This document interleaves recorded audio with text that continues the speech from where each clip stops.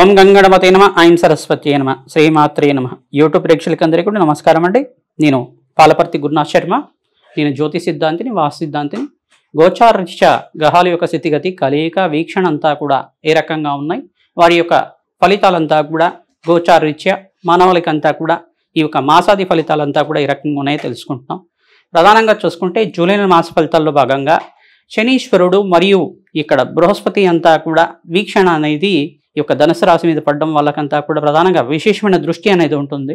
శనీశ్వరుడికి త్రిపాద దృష్టి మరియు సప్తమ స్థాన దృష్టి, దశమ దృష్టి అనేది ఉంటుందన్నమాట. శనీశ్వరుడు అంతా కూడా విశ్వవసన సంవత్సరంలో ఈ యొక్క మీనరాశిలో అంతా కూడా సంచారం చేయడం, మరియు ఇక్కడ బృహస్పతి అంతా కూడా ఈ యొక్క మిథున రాశిలో సంచారం చేయడం జరుగుతూ ఉంది. ఈ యొక్క విశ్వవసన సంవత్సరంలో జూలై మాసం ఫలితాల్లో భాగంగా ఈ యొక్క శనీశ్వరుడు యొక్క దృష్టి అంతా కూడా సమసప్తక దృష్టి ప్రధానంగా సప్తమ స్థానం మీద పడడం, ప్రధానంగా సప్తమ స్థానం నుంచి మళ్ళీ దశమ స్థానం మీద ధనుసు రాశి మీద పడడం, మరియు ఈ యొక్క సప్తమ దృష్టి అంతా కూడా బృహస్పతి దృష్టి అంతా కూడా ధనుసు మీద పడడం అనేది జరుగుతూ ఉంది. ఈ యొక్క వివిధ దృష్టి కోణం అంతా కూడా ఏ రకంగా ఉంటుంది, వీళ్ళ యొక్క వీక్షణ అంతా కూడా వివిధ రాశుల వాళ్ళకి ఎటువంటి ఫలితాలు వస్తున్నాయి, ఈ యొక్క శనీశ్వరుడు యొక్క స్థితిగతి కలయిక అంతా కూడా ఈ రకంగా ఉంది, ప్రధానంగా వీక్షణ అంతా కూడా ఈ రకంగా ఉంది. గ్రహాల యొక్క స్థితిగతి కలయిక అంతా కూడా భావ ఫలితాల్లో భాగంగా మేషాది ద్వాదశ రాశుల వాళ్ళకి ఇటువంటి ఫలితాలు వస్తాయి. శనీశ్వర దోష నివారణార్థం ప్రధానంగా శనీశ్వర అంటే ప్రధానంగా చూసుకుంటే శనీశ్వరుడు ఈ యొక్క ఛాయా మార్తాండ సంభూతుడు సూర్యపుత్రుడైన శనీశ్వరుడు అంతా కూడా యోగకారకుడిగా ఉంటారు. ప్రధానంగా ఇక్కడ ఆయుకారకుడిగా ప్రధానంగా చూసుకుంటే కర్మఫలదాతగా ఉంటారు. కావున శనీశ్వరుడు అంతా కూడా మనం చేసుకున్న పుణ్యము పాపం కర్మలంతా కూడా అనుభవించే విధంగా, పాప క్షయాన్ని కలిగే విధంగా, పాపాన్ని నివారణ చేసే విధంగా, పాప కర్మలంతా కూడా నివారణ చేసే విధంగా ప్రతినిత్యం కూడా ఎవరైతే భగవత్ ఆరాధన చేస్తూ ఉంటారో వాళ్ళకంతా కూడా శనీశ్వర దోష నివారణ జరుగుతూ ఉంటుంది. ప్రధానంగా శనిశ్చరాయ నమో నమః. ప్రధానంగా ఏంటంటే మెల్లగా నడిచేవాడు అని చెప్పేసి, మందగమడు అని చెప్పేసి మెల్లగా నడిచేవాడు అని చెప్పేసి అర్థం వస్తుంది.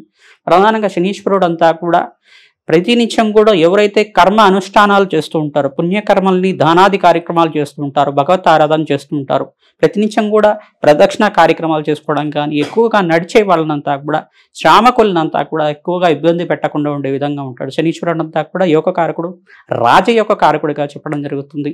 విపరీత రాజయోగ కారకుడుగా, అష్టైశ్వర్య ప్రదాతగా చెప్పడం జరుగుతుంది. సర్వశాస్త్ర విషాదుడిగా చెప్పడం జరుగుతుంది. సర్వశాస్త్ర ప్రావీణ్యుడిగా చెప్పడం జరుగుతుంది. సకల వేదాంగాల జ్ఞానిగా చెప్పడం జరుగుతుంది. సకల దేవతలకంతా కూడా సర్వ గ్రహదోష నివారణ జరిగే విధంగా శనీశ్వరుడు యొక్క దశ కానీ శనీశ్వరు యొక్క అంశం అంతా కూడా యోగకరంగా ఉంటుంది. సర్వ శుభగ్రహంగా చెప్పడం జరుగుతుంది. శనీశ్వరుడు యొక్క వీక్షణ అనేది ఏ రకంగా ఉంటుంది వివిధ రాశుల వాళ్ళకి, ప్రధానంగా బృహస్పతి యొక్క వీక్షణ అంతా కూడా వివిధ రాశుల వాళ్ళకి ఈ యొక్క ఏలినాటి శని ప్రభావం ఏ రాశి వాళ్ళకు ఉన్నాయి, అష్టమ శని కానీ అర్ధాష్టమ శని కానీ దోష నివారణార్థం ఇటువంటి పరిష్కారాలు చేసుకోవడం, హోమాది కార్యక్రమాలు చేసుకోవడం వల్ల, ఇటువంటి శాంతి కార్యక్రమాలు చేసుకోవడం వల్ల శుభాలు కలుగుతాయో తెలుసుకుందాం. ప్రధానంగా చూసుకుంటే కాలభైరవ స్వామి ఆరాధన చేసుకోవడం వల్ల సకల గ్రహదోష నివారణ జరుగుతుంది. దత్తాత్రేయ స్వామి ఆరాధన కానీ, వేద దక్షిణమూర్తి ఆరాధన కానీ, శివాభిషేకం కానీ చేసుకోవడం వల్ల బృహస్పతి అనుగ్రహం లభిస్తూ ఉంటుంది. ప్రధానంగా శ్రీకృష్ణ పరమాత్మ ఆరాధన చేసుకోవడం వల్ల అఖండమైన గురుకటాక్షం లభిస్తుంది. ఈ యొక్క బృహస్పతి అంతా కూడా పాండిత్యానికి మరియు వేదశాస్త్రానికి, ఈ యొక్క సంగీతానికి కానీ కళాత్మకమైన జీవితానికి కానీ కారకుడు అవుతాడు. ప్రధానంగా సంతాన కారకుడు అవుతాడు. కావున వంశాభివృద్ధి కారణం అవుతాడు. అఖండమైన ఐశ్వర్య ప్రదాతగా చెప్పడం జరుగుతుంది. ధన ధాన్యాది సమృద్ధి కావాలన్నా, స్వగృహం కావాలన్నా, గృహయోగం కావాలన్నా, వివాహాది శుభకార్యాలు కావాలన్నా, వంశాభివృద్ధి కావాలన్నా బృహస్పతి అనుగ్రహం కావాలి. సంఘంలో కీర్తి ప్రతిష్టలు కావాలన్నా బృహస్పతి అనుగ్రహం కావాల్సి ఉంటుందన్నమాట. ఇటువంటి కారకత్వాలంతా కూడా ఈ గ్రహాలకు ఉంటాయి. విశేషంగా ఈ యొక్క గ్రహాల యొక్క వీక్షణ అంతా కూడా జూలై మాస ఫలితాల్లో మేషాది ద్వాదశ రాశి వాళ్ళకి ఎటువంటి ఫలితాలు వస్తున్నాయో తెలుసుకుందాం. వృషభ రాశి జాతకులకి జూలై మాస ఫలితాల్లో భాగంగా ఈ యొక్క శనీశ్వరుడు బృహస్పతి యొక్క వీక్షణ అంతా కూడా ధనుసు రాశి మీద పడతా ఉంది. ప్రధానంగా చూసుకుంటే ఈ యొక్క వీక్షణ అంతా కూడా ఈ రకంగా చూస్తూ ఉంటారు.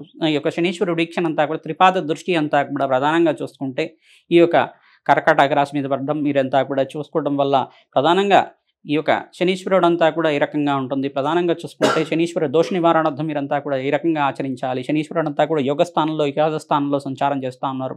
ప్రధానంగా చూసుకుంటే శనీశ్వరుడు యొక్క దశమ స్థాన దృష్టి అంతా కూడా ఇక్కడ ధనుసు రాశి మీద పడ్డం అంతా కూడా మీకు శ్రేయదాయకంగా ఉంటుంది. ఇక్కడ బృహస్పతి యొక్క దృష్టి కూడా పడతా ఉంది. సమసప్తక వీక్షణ అంతా కూడా పడతా ఉంది. కావున ప్రధానంగా శ్రేయదాయకంగా ఉంటుంది. వృషభ రాశి వాళ్ళకి ఈ మాసంలో అంతా కూడా అఖండ ఐశ్వర్య ప్రాప్తి కలగడానికి ఆస్కారం ఉంటుంది. విపరీత లాభాలు గణించడానికి ఆస్కారం ఉంటుంది. మీకంతా కూడా ప్రతినిత్యం కూడా శుక్రుడి ప్రీతికరంగా బొబ్బర్లు దానం చేసుకోవడం యొక్కరంగా ఉంటుంది. రాశిలో శుక్రుడు సంచారం జరుగుతూ ఉంది కావున మంచి ఫలితాలు పొందుతారు. ప్రధానంగా చూసుకుంటే గనక ఎక్కడైతే గనక మీరంతా కూడా గోమాత సేవ చేస్తూ ఉంటారో గోమాతకంతా కూడా ప్రదక్షిణాలు ఆచరించండి. ఈ యొక్క పసుపు కుంకుమ గంధంతో అలంకరణ చేయండి, మంచి ఫలితాలు పొందుతారు.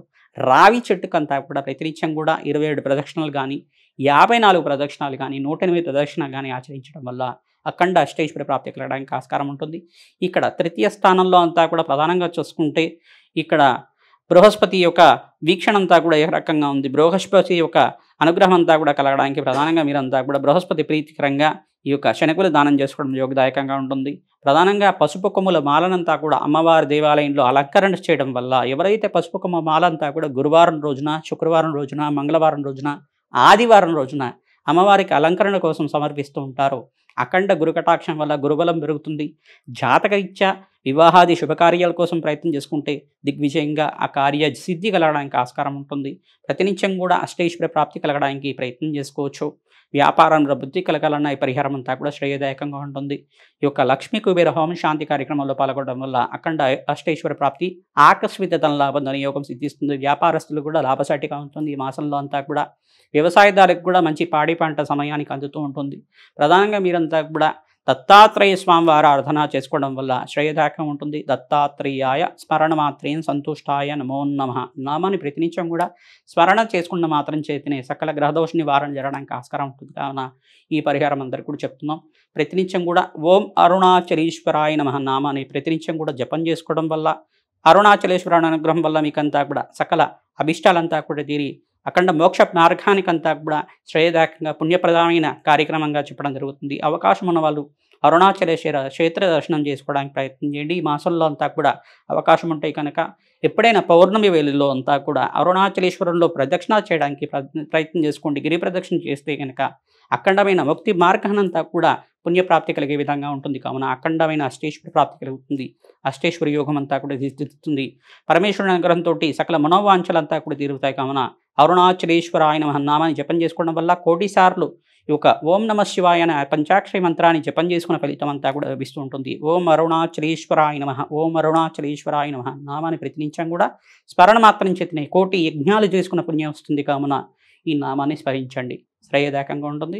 వ్యాపారస్తులకు కూడా శ్రమతో కూడిన సంపాదన ఉంటుంది. కావున ప్రతినిత్యం కూడా గణపతి ఆరాధన చేసుకోవడం శ్రేయదాయకంగా ఉంటుంది. నవగ్రహ శాంతి హోమాది కార్యక్రమాలు పాల్గొనడం వల్ల నవధాన్యాలంతా కూడా అగ్నికి సమర్పించడం వల్ల అఖండ అష్టైశ్వర్య ప్రాప్తి లభిస్తుంది. శ్రీమాత్రే నమః.